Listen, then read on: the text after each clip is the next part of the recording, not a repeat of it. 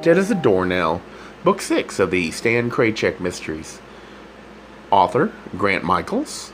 Publisher, St. Martin's Press, New York. Narrator, Eric Aust. Chapter 3.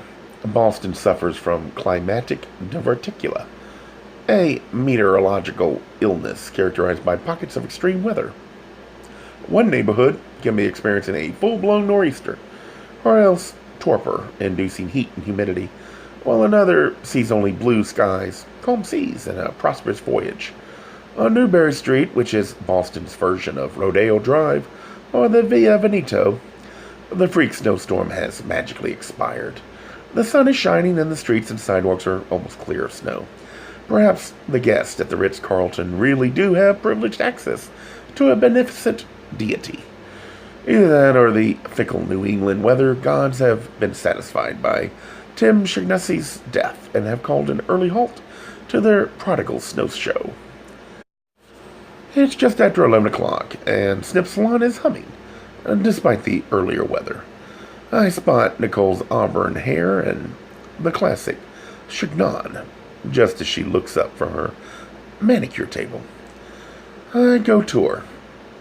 "Surprise, surprise," she says, quietly as she ministers to a dowager's gnarly fingers. "Don't get up, doll." We do a quick Euro kiss. "I won't," she says, and she presents her other cheek for the second smooch. And then she turns back to her client and coos softly. "We're almost finished, Mrs. Effenriffer.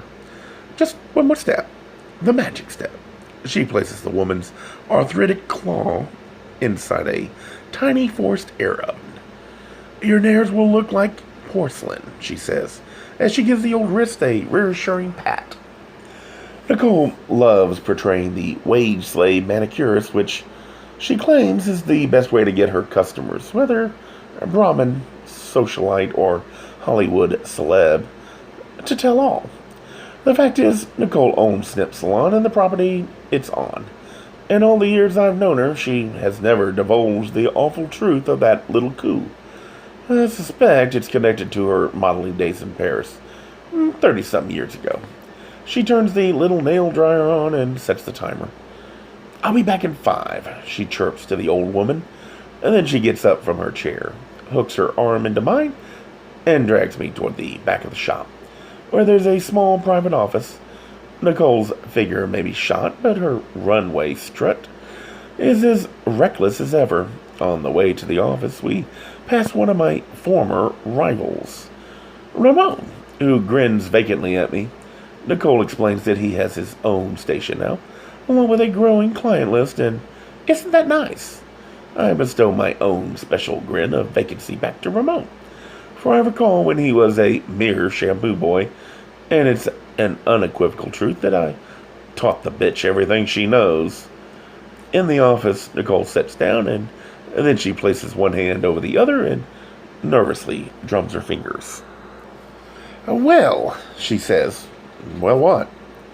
Weren't you supposed to be going over the renovation plans on that house of yours?" Like Branco, Nicole has trouble with the word. "Yes, doll. Then why are you here? Aren't you going to light up first?" "I've stopped," she says. "Stopped? Nikki? Or want to?" It's been, she ponders the vast passage of time since her last cigarette. Well, since last night, I think. And that's not counting this morning. What with the weather and all. I did take a few puffs with my coffee, but I hardly inhaled, so that doesn't count. Now, if you don't mind, I'd rather not talk about it. Tell me, what brings you here this morning? A special client, maybe? Or are you finally coming to your senses and returning to work?" "No, Nikki." I recount the morning's events in excruciating detail. When I finish, I feel as though I need a cigarette, and I don't even smoke. "A little Timmy?" says Nicole. "You mean that darling boy who came in here a few times?" "He only acted like a boy. He was 22. It's been quite a while since he's been here. His hair looked it, too. Stanley! The poor boy is dead. His hair was still too long, doll." "You mean like yours?" she says. I ignore the dig. "Tim probably found someone else. I say, you know how it is."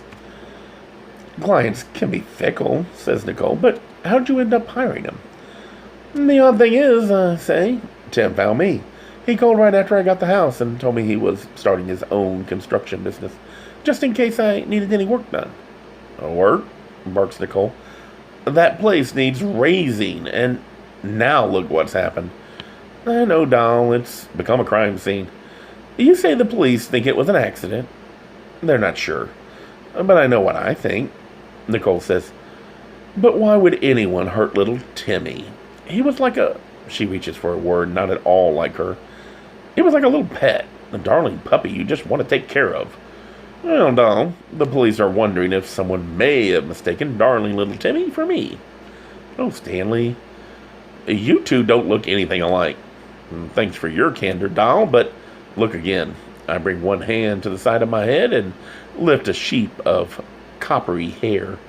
Oh, she says, obviously realizing the singular resemblance between the still living me and the recently dead Timmy. He had red hair, too. You just discovered America, doll. And I doubt the killer asked Timmy for a photo ID. This is not good, says Nicole. Not if someone wants to hurt you. I agree with her. Not good at all. But who? She says. As far as I know, Nikki, the last customer I fried left town years ago. What are you going to do? For now, I say, I'm supposed to lie low, whatever that means. Stanley, darling, I think you should come back to work here at the shop. You think a killer can't find me here? But what I mean, dear, is that you should get rid of that old house immediately. It was a big mistake. You have to admit that. Nikki, I thought you liked my idea for a guest house. You said running my own business would be good for me. It is, darling, and you can still do it. But you have to start out with a better piece of property.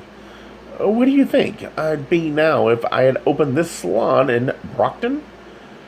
You'd be in Brockton, doll. I always felt that old house was, well, jinxed, frankly, and now after what's happened this morning, I say get rid of it. That's assuming someone will buy it. Well, you did. Nicole does not temper the mockery in her voice. For a moment, her fingers would twitch nervously as though they are trying to conjure a lit cigarette from the ether. Then she continues more brightly. And once you've dumped the old wreck, you can start working here again. Face it, Stanley, you need to be with people more. I purse my lips dubiously. Nicole blathers on. You have said it yourself, darling, ever since the other accident. I know she's referring to the runaway driver truck that killed my lover. You're alone far too much, Stanley, and you don't want to become dottery. Dottery? You know what I mean. No, doll, I don't. It's when people don't have enough social contact with others and they become, well, strange. They talk too much, or else not at all. Things get out of balance. You know what I mean? We get them in here all the time. People whose only human contact is getting their hair done or a manicure. Other than that, they hardly participate in the world. Thanks, doll, for your impromptu confidence building and character analysis. But for the sake of argument, if you don't mind arguing with a strange, doddering creature, let's say you're right. Say I give up the ideal of a guest house and sell the property. And then, as you advise, I come back to work here in the shop, and it's goodbye Gladys Gloom. I paint the picket fence and the magnolia bloom again. Then what? Then you have a life, she says. And there's still someone out there who wants me dead? Stanley, you don't know that for sure. It really may have been an accident, and even if it wasn't, whoever did it may have meant to kill Timmy after all. And now, they did. Poor boy. She shakes her head sadly, then sighs. It must be connected to that awful house. Why else would it happen there? I'm sure Branco has some ideas about that. Vito, says Nicole, arching one eyebrow sharply. Is he on the case? Who else, doll? And are you two back to your little games? Nicky, you just took away my guest house. At least let me keep my cop. I thought it was finished between you two after you quit police school. I didn't quit, I say. I took a leave of absence. And after Vito pulled strings to get you in, which in his rule book is grounds for excommunication, which just proves how much faith he had in you, Stanley. Nicky, he had faith in his own ideal, not me. But he's forgiven you now? I wouldn't go that far, doll. But things do seem to be back the way they were. Just a little worse. Nicole shakes his head. You too, she says. I don't know. She glances at her watch. I better get back out front before those Brahmin claws go up in flames. Any message for Branco? I say. I'm going to see him now. Twice in one day? Police orders, I say. Nicole stands up and straightens her skirt. You can give Vito my regards. And a big wet kiss. If you like, she says. You always do what you want anyway. What's the alternative, doll? To do what you want? She's almost out the door when she turns back. I'll tell you something I would like, darling. I wish you'd do something with your hair. You look like a hockey player. Nicole leaves. I phone the Boston police and leave a message with Branco's staff that I'm on my way, and I won't need a lift to the station. And then I shed most of my winter togs and leave them at the shop. I also change my snow boots for a spare pair of chukas I keep there. Outside the sun is blazing, which seems to be a good omen. But as I'm crossing Newberry Street, I'm almost struck down by a big black Mercedes-Benz sedan. The car has customized gold-plated trim, and the rear window is lettered in gold leaf. Gateway to Paradise. I guess even the Grim Reaper has gone yuppie with a new Benz.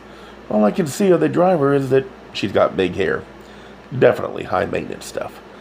As she's gabbing on a car phone, oblivious to the near miss with yours truly.